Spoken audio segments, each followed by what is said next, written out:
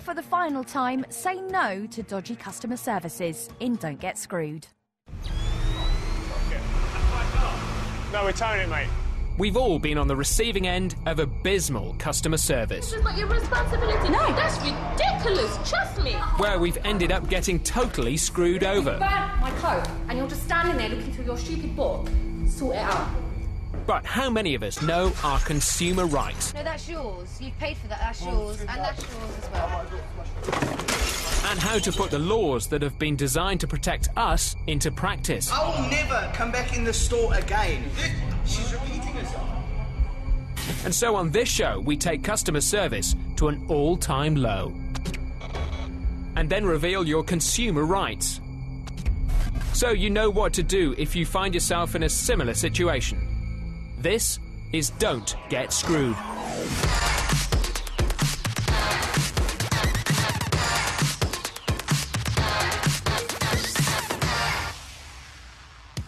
Hello and welcome to Don't Get Screwed, the show that goes to extreme lengths to make you aware of your rights. I'm Max and I'm here to point out your legal position when it all goes wrong. And making sure it does go wrong is our fearless team. Meet Carol. She's the voice of authority.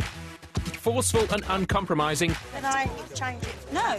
No exchanges. You can't beat her in an argument. Can I have the money, then? No. Spencer, he's the job's worth. Obstructive and unhelpful. You are not taking my car! I'm just doing my job. You're not taking my car! I'm just doing my job. He hides behind company policy to ensure you get a raw deal. If you died, it would be my responsibility. I have to change your tyres. And Polly, quite simply, she couldn't care less. Unsympathetic and inappropriate. I swear on my mum's life. Anyway, auntie. that's just all gibberish to me. You're going to have to pay for it, sir. I'm really sorry. She'll say anything to dismiss your claim. You might have taken that away and broken that yourself, just because you didn't like the colour or something. I don't know, you know.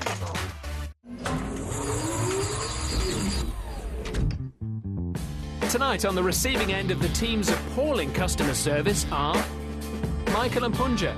They're driven to despair by their inept taxi driver. That is Heathrow. That's where we're going. We're going to Gatwick. It says on the board. Look, it says on the board, Gatwick. Now, Flight of Fancy. Spencer's got his hands on a people carrier, which he'll be using as a taxi. Right. Don't stall. He's been booked to take a couple of passengers to Heathrow to find out what can you do if a taxi driver makes you miss a flight because of their incompetence. He pulls up outside this office and waits for his passengers. They've given themselves 2 hours to get to Heathrow. It should be plenty of time. How you doing? Good, thank you. How are you? All right, not too bad, thank you. Meet Michael and Punja. They've got to get to Edinburgh for a business meeting, and it's vital they make their flight. To miss it would be disastrous. You'll get there in one piece, don't worry about it, Will. I have no doubt. Yeah, we're a very safe cab company. I don't think we've never had a single crash. No problem so far, but that's all about to change, because the route that Spencer's chosen means they'll soon hit a notorious traffic black spot. Where are you? You're not London, are you? You're from foreign lands, yeah? South Africa? Ah, okay. You see many animals ever? You tend to see a lot happening. Do you? Yeah. And here's that jam. It's gridlock, and they're about to come to a standstill. It's okay, we're only flying in an hour.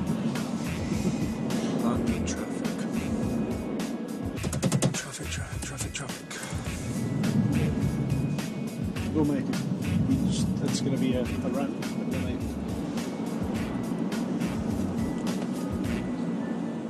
it. They've been stuck on the same stretch of road for almost 20 minutes. But you don't have many roadworks in Africa? Yeah, we do. Oh, all right. Many.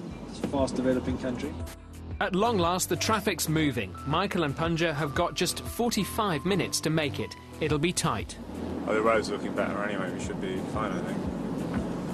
We should be absolutely fine.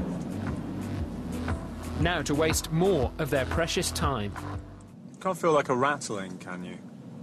So who's what? Can you feel like a rattling in the car? I haven't really been listening. It's like like a banging noise. Can you hear it?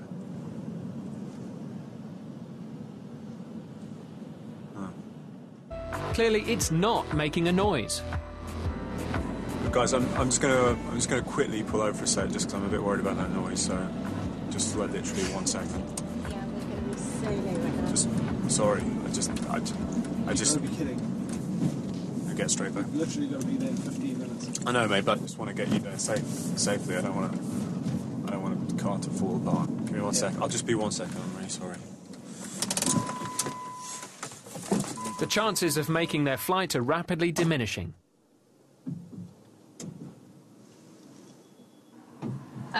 Yeah, we're not going to get there. No. Jordan's going to go mad because we're not going to be able to... This meeting's not going to happen. Missing the plane won't go down well with their boss. And now Spencer can't find his keys. It's actually not happening. Better to be safe than sorry, that's what I say. Michael and Punja have only got 20 minutes to get to the airport, and Spencer's driving at a snail's pace. I just don't. Well, I can try. I don't mean to put any pressure on you, but I just like to make sure I'm driving really safely, mate. So. Yeah. no, I understand driving safely, but We are going to miss a flight.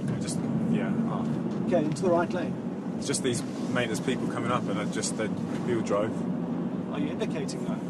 I don't want to. I'm just worried they're going to drive into the back of me.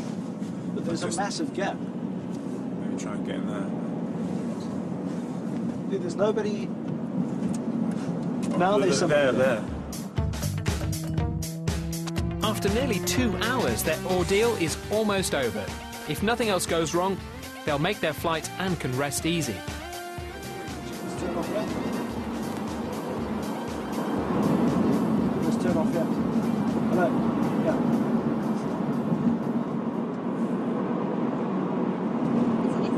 It's this turn off. Hello. Let's turn off left. No, it's the next one. Terminal 3. This one here. Isn't it? This is it. I thought. Mate, that's Heathrow. That is Heathrow. That's where we're going. We're going to Gatwick. It says on the door. Look, it says on the board Gatwick. Oh my god. It says Invincible Media Gatwick. It says there on the board. No, we just told you Heathrow, Terminal 3. I've been telling you. Oh, sorry. I thought Gatwick. I thought that must be a terminal at Gatwick. I'm sorry. Well, we've now missed it. Disaster, they've now missed their flight.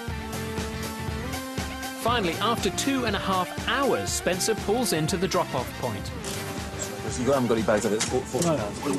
£40. Even though Michael and Punja can't get on the plane, they still pay the fare. £40, thank you. £40, But they can't get out of the cab quick enough. Just open out. Yeah, if you want to have an account with us or anything, please just let us know. Cheers, guys. Thank you.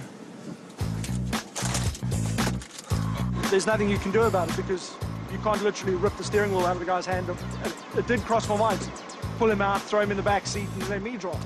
I thought he was losing the plot because he literally got out and then kicked the tyres and ran around and we couldn't hear anything ourselves. I pretty much just lost it, really, because as we were going past the turnoff and I was screaming and he just ignored me and just kept going, yeah, and then took us right past. I pretty much just lost it thinking, well, what the hell are you doing? You're not even listening to what I'm saying.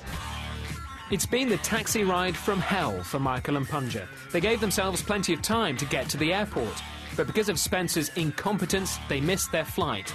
So what can you do if a taxi driver makes you miss your flight because of their incompetence?